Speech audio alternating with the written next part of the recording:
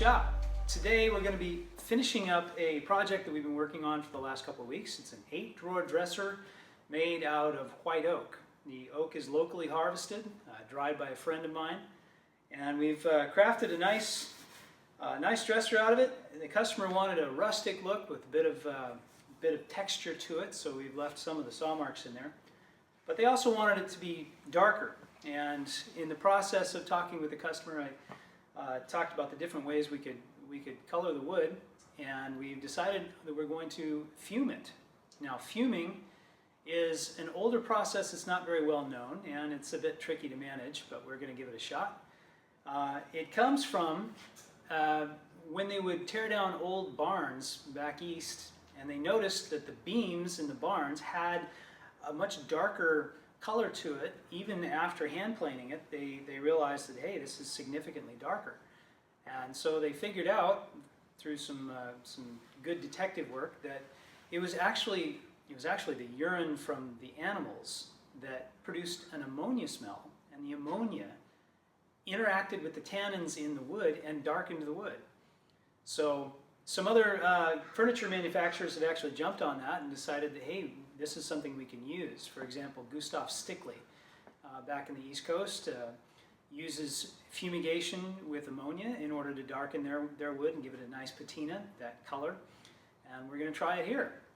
So we have to use a type of ammonia that is a little stronger than what you would normally find at your grocery store. This is a 10% ammonium hydroxide, aqueous solution. It's pretty strong stuff, so we're going to have to use some care in setting it up.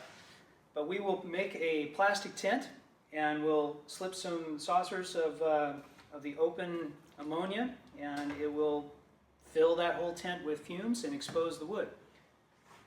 Just for an example, here's some wood that we have put on top of the bottle there for about an hour, and it's darkened considerably.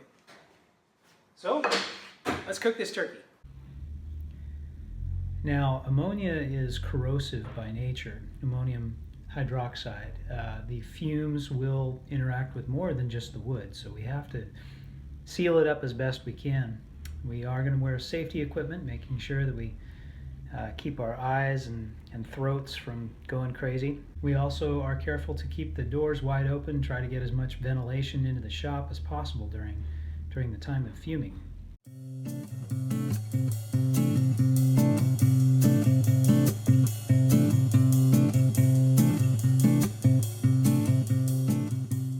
We did insert a couple of test pieces inside the tent to test to see how well the darkening is progressing.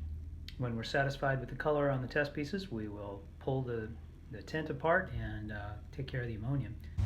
Okay, we've had a chance to expose this to some ammonia fumes for about 5 hours, and we left the trays in there. We pulled the trays at the end of the evening and then just left it in the tent overnight. So when I came in the morning, there was actually still a smell of ammonia inside the tent, but let's have a look and see how it turned out.